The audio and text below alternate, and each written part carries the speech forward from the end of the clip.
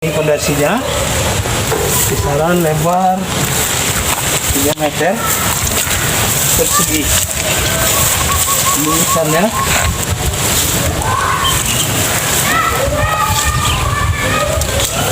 Ini sudah mulai roboh.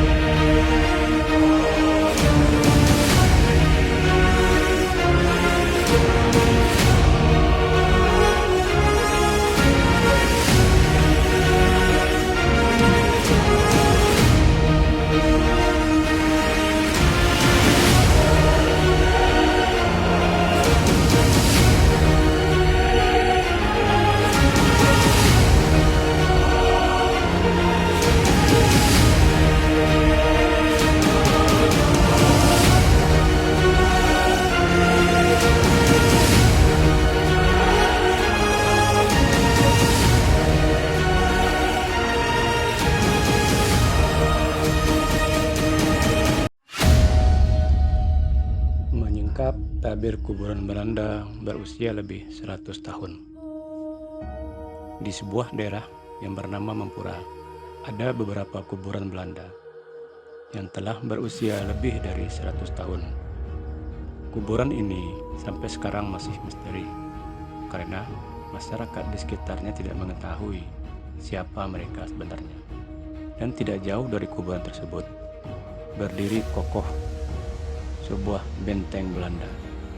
Masyarakat di sana menyebutnya Tansi.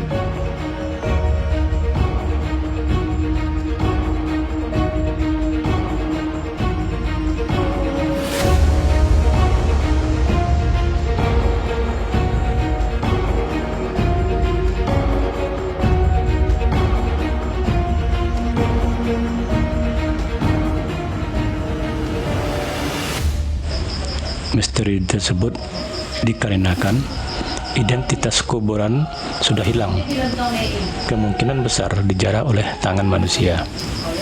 Karena identitas tersebut dirancang tidak akan hilang atau lepas 100 tahun, kecuali dibongkar atau dijarah oleh tangan manusia. Kami berharap kalau ada yang tahu atau dapat informasi tentang kuburan tersebut, silahkan ditulis di kolom komentar. Oke, kita lanjut. Ada 4 makam dewasa dan 2 makam bayi yang kami temukan. Namun, hanya ada 1 kuburan yang masih lengkap identitasnya. Kalau dilihat, kuburannya biasa saja. Mungkin hanya serdadu biasa. Tapi ada 1 kuburan yang menyolok. Letaknya agak tinggi dan luas. Juga besar.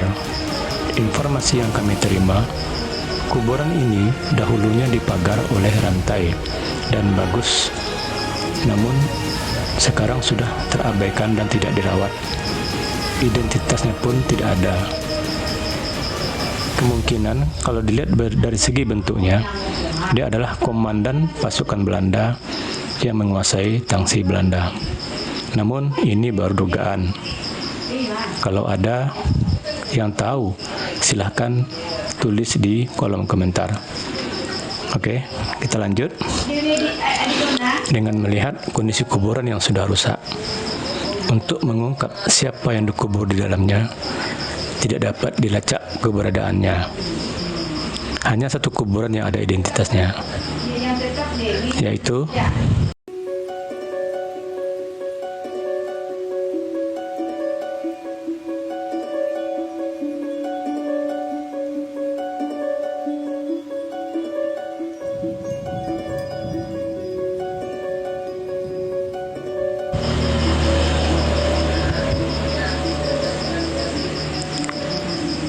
dari identitas ini dapat diartikan bahwa yang dikubur di sana bernama PJJ van Rossum.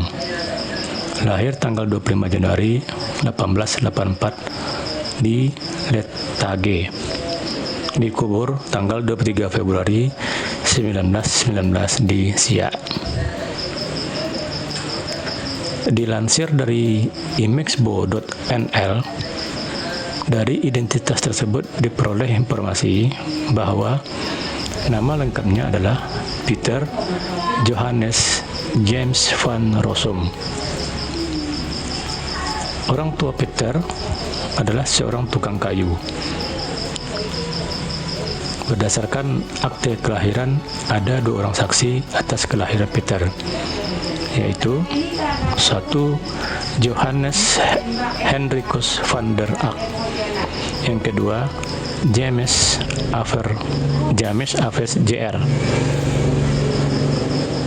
Saksi pertama kami tidak temukan informasinya, namun saksi kedua James Aves Jr. dari imexbo.nl adalah dia seorang ahli litograf yang bekerja selama 25 tahun di Santa Lenghout dan Co. dan meninggal di usia 71 tahun di Den Haag. Menurut gw.ginenet.org, Bapak Baptis Peter bernama Pastor Sibrandus van Rossum. Dia adalah imam gereja Katolik misionaris pertama di Tanah Batak. Masuk pada tanggal 5 Desember 1934 di Balige. Kalau dilihat dari namanya, Pastor Sibandrius kemungkinan juga adalah kakek dari Peter Johannes James van Rossum. Istri dari James ini bernama Katharina Cornelia Hedingen, 1861-1941. Untuk jelasnya, kami sajikan silsilah keturunan Peter James van Rossum dan tempat kelahirannya.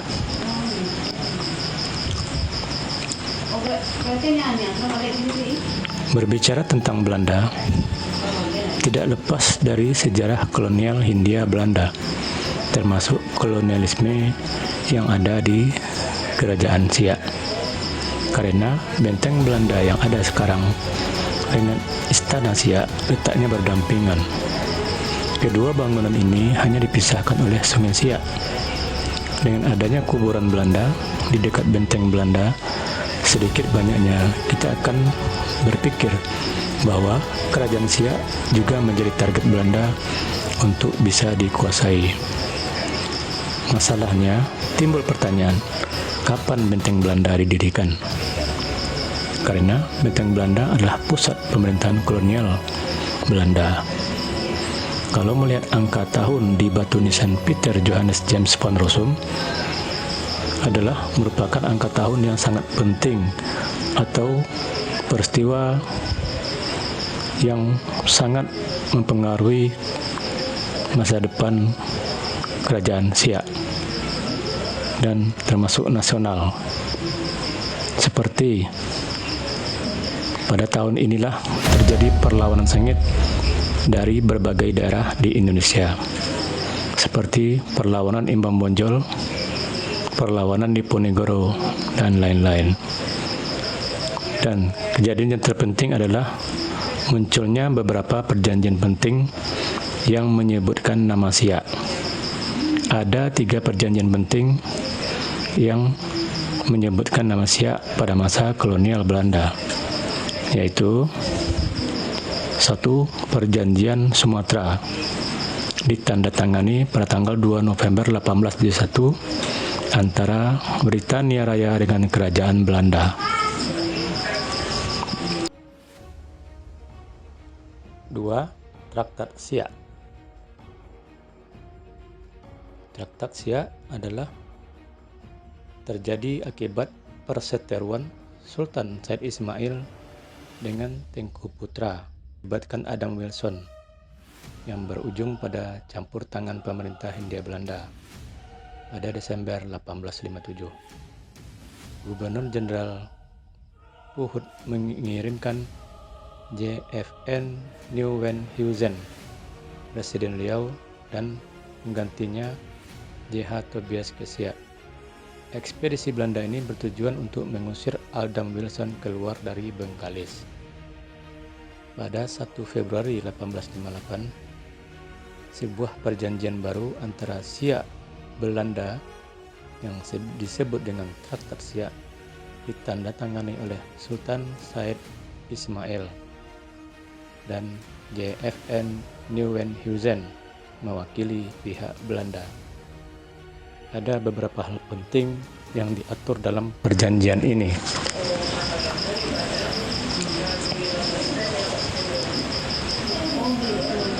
Yang pertama, Sultan Siak menyatakan Siak sebagai bagian dari Hindia Belanda di bawah kedaulatan Belanda.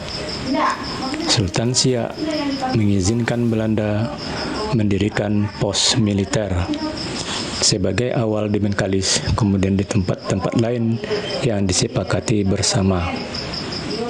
Semua pengganti Sultan dan Raja Muda wajib menyatakan taat setia sebelumnya kepada Gubernur Jenderal dan mendapat persetujuan dari Residen Riau. Tanpa persetujuan Residen Riau, Sultan Siak tidak diperkenankan melakukan hubungan dengan pemerintah asing atau mengizinkan orang asing untuk tinggal di Siak. Yang ketiga, politik kontrak. Pada tahun 1890, Sultan Syarif Qasim atau ayahnya Sultan Syarif Qasim menandatangani Lang Politik Kontrak dengan pemerintah Hindia Belanda yang membuat kuku Belanda kian mencekram Siak. Perjanjian ini merupakan revisi dari Traktat Siak yang memberikan wewenang yang lebih besar kepada pemerintah Hindia Belanda. Setelah Traktat Siak disepakati, bermacam bentukan tindakan dipaksakan kepada kerajaan Siak Sri Indrapura dan rakyatnya, seperti pajak nelayan, pajak monopoli, pemasukan candu dan garam, bea masuk Sungai Siak, pajak lalu lintas bagi orang asing, serta pajak hasil hutan. Semua jenis pajak ini merupakan hak Belanda dan merupakan sumber pemasukan penting bagi Belanda. Dengan adanya perjanjian ini, bisa dikatakan Siak telah kehilangan kekuasaan dan kedaulatannya.